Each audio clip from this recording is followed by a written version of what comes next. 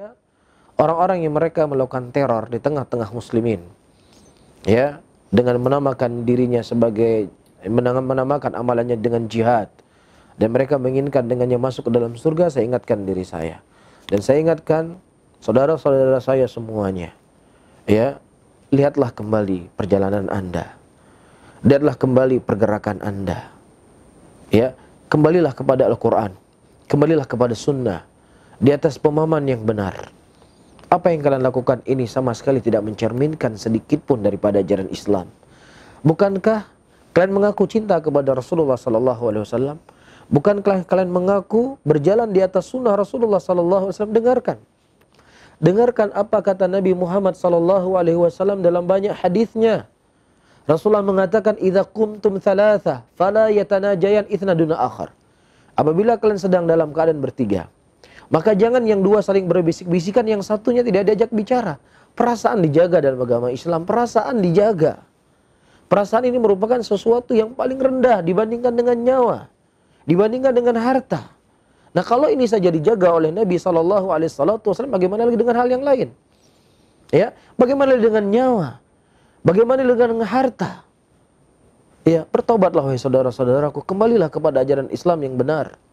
Ya, nah kalau seandainya mereka adalah orang-orang non-Muslim, mereka bukan orang Islam, sudah ada aturan yang diajarkan oleh Nabi kita Muhammad sallallahu alaihi wasallam. Rasulullah sallallahu alaihi wasallam menyebutkan hadis dari Abdullah bin Umar yang dikeluarkan oleh Imam Bukhari dan Imam Muslim dalam sahih keduanya.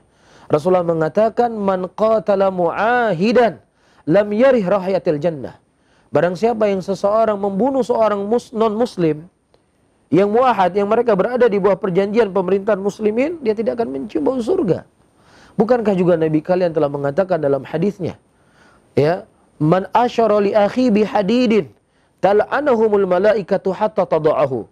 Barang siapa yang seseorang mengisyaratkan saudaranya dengan besi, cuman sekedar mengisyaratkan, bukan maksudnya membunuh, cuman sekedar isyarat, Rasulullah mengatakan dia tidak, malaikat akan melaknatnya. Kalau sekedar mengisyaratkan dilaknat oleh malaikat, bagaimana lagi dengan bom yang Anda buat? Ya, yang mematikan sekian banyak manusia. Kalau seandainya yang mati yang menjadi korban non-Islam, Anda terkena dengan hadis yang disebutkan oleh Nabi tadi. Tapi kalau seandainya apa yang Anda lakukan terkena muslimin, maka tentunya dosa yang akan Anda pikul di hadapan Allah Subhanahu wa ta'ala akan lebih banyak. Ya, bertobatlah wahai saudaraku. Kembalilah kepada ajaran Islam yang benar. Bekalilah diri kalian dengan ilmu.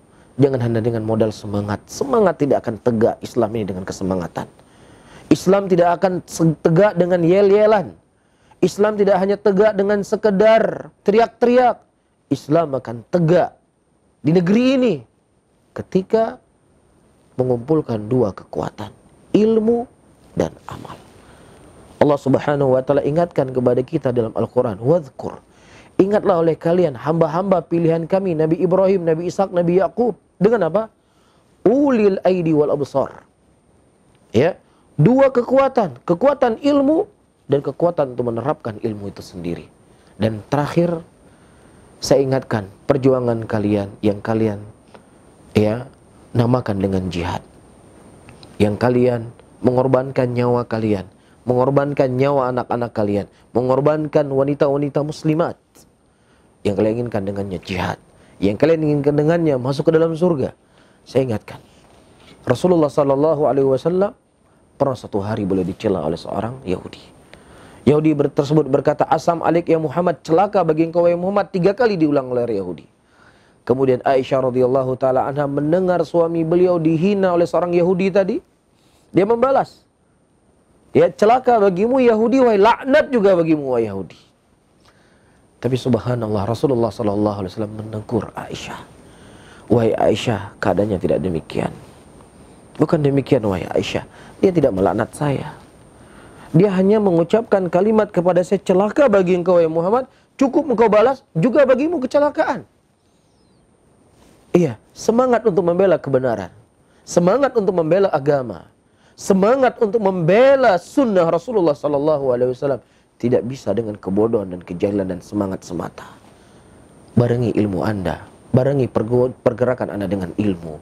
Ketika Anda akan membarengi pergerakan dengan ilmu, justru ketenangan yang akan Anda dapatkan, kebaikan yang akan Anda sebarkan. Terlebih muslimin akan menyambut bulan Ramadan, yang seharusnya mereka fokus untuk menyambut bulan Ramadan, yang seharusnya mereka persiapkan bekal untuk menyambut bulan Ramadan. Tetapi apa yang kalian lakukan?